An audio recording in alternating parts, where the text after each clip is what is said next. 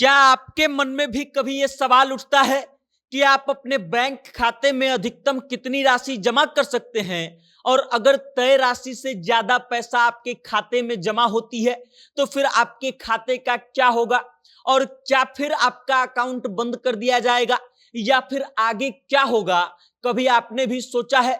देश में जनधन खाते जब से खुले हैं तब से लगभग हर व्यक्ति का अपना बैंक खाता हो गया है और धीरे धीरे बदलते वक्त के साथ जो है लोग अपने खाते में जमा राशि का उपयोग ऑनलाइन माध्यम से भी करने लगे हैं और आज के समय में बैंकिंग बेहद आसान हो गई है। लेकिन क्या बावजूद इसके आप जानते हैं कि आप अपने खाते में अधिकतम कितनी राशि जमा कर सकते हैं और वो पैसे आपको जमा कैसे करने होंगे? तो चलिए आज हम आपको आपके इस सवाल का जवाब दे देते हैं, लेकिन उससे पहले आप हमारा परिचय जान लीजिए।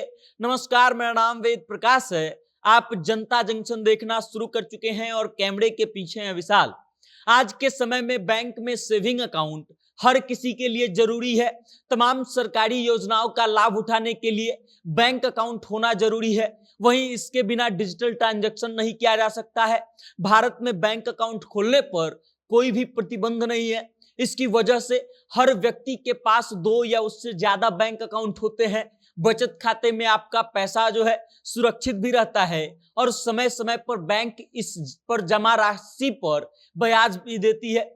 नियमों के अनुसार जीरो बैलेंस अकाउंट को छोड़ करके सभी अकाउंट में मिनिमम बैलेंस रखना जरूरी है, नहीं तो बैंक आपसे पेनाल्टी वसूलता है। लेकिन बचत खाते में अधिकतम कितना पैसा रखा जा सकता है, इस बारे में कोई बात नहीं होती है। आज हम आपको बताएंगे कि आप अपने सेविंग अकाउंट में कितने पैसे रख सकते हैं। नियमों के मुताबिक आप अपने बचत खाते में कितना भी पैसा रख सकते हैं, इसके लिए कोई सीमा नहीं है। लेकिन अगर आपके खाते में जमा रकम ज्यादा है और वो इनकम टैक्स के दायरे में आती है तो आपको उस आय का सोर्स बताना होगा। इसके अलावा बैंक ब्रांच में जाकर के कैश जमा करने और कैश निकालने की भी एक सीमा होती है। लेकिन चेक या फिर ऑनलाइन माध्यम से आप बचत खाते में 1 रुपया से लेकर के हजारों लाखों करोड़ों तक की कोई भी रकम जमा कर सकते हैं। अगर आप बैंक में 50,000 रुपया या इससे ज्यादा नगद जमा करते हैं तो आपको इसके साथ अपना पैन नंबर भी देना होता है।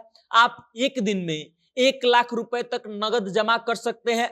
उसके साथ ही अगर आप अपने खाते में नियमित रूप से नगद जमा नहीं करते हैं तो यह सीमा 2.5 लाख रुपए तक हो सकती है। इसके अलावा अगर एक व्यक्ति एक वित्तीय वर्ष में अपने खाते में अधिकतम 10 लाख रुपया नगद जमा करता है तो यह सीमा कुल मिलाकर 1 या उससे ज्यादा खाते वाले टैक्स पेयर के लिए है। अगर कोई व्यक्ति एक साल में एक वित्तीय वर्ष में 10 लाख रुपया से ज्यादा नगद जमा करता है तो बैंक को इसकी जानकारी आयकर विभाग को देनी होती है। ऐसे में इस व्यक्ति को इस इनकम का सोर्स बताना होता है। अगर व्यक्ति इनकम टैक्स रिटर्न में सोर्स के बारे में संतोषजनक जानकारी नहीं दे पाता है तो वो इनकम टैक्स विभाग के रडार पर आ सकता है और उसके खिलाफ जो है वो जांच की जा सकती है। पकड़े जाने पर भारी जुर्माना लगाया जा सकता है और अगर व्यक्ति आय के स्रोत के बारे में नहीं बताता है तो जमा की गई राशि पर 60% टैक्स लगता है, 25% सरचार्ज और 4% सेस लगाया जा सकता है।